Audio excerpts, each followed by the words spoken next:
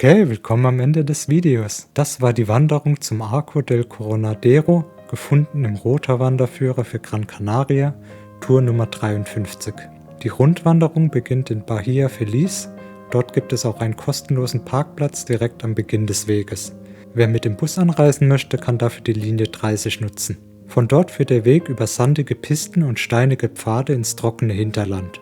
Vorbei am Embalse de la Monta geht es durch eine karge, ockerfarbene Landschaft stetig bergauf in Richtung Schlucht. Höhepunkt ist der Arco del Coronadero, ein natürlicher Felsbogen mit eindrucksvollem Tiefblick in den Barranco Hondo. Die Tour hat etwa 12 Kilometer, überwindet 430 Höhenmeter und dauert rund 4 Stunden. Die Schwierigkeit würde ich als mittel bezeichnen. Mir hat diese Tour mit ihren beeindruckenden Schluchten und Felsformationen gut gefallen und ich vergebe deshalb 3,5 von 5 Sternen. Fandet ihr das Video interessant oder hilfreich? Dann lasst gerne ein Like oder einen Kommentar da. Ansonsten sage ich danke fürs Zusehen und bis zum nächsten Mal.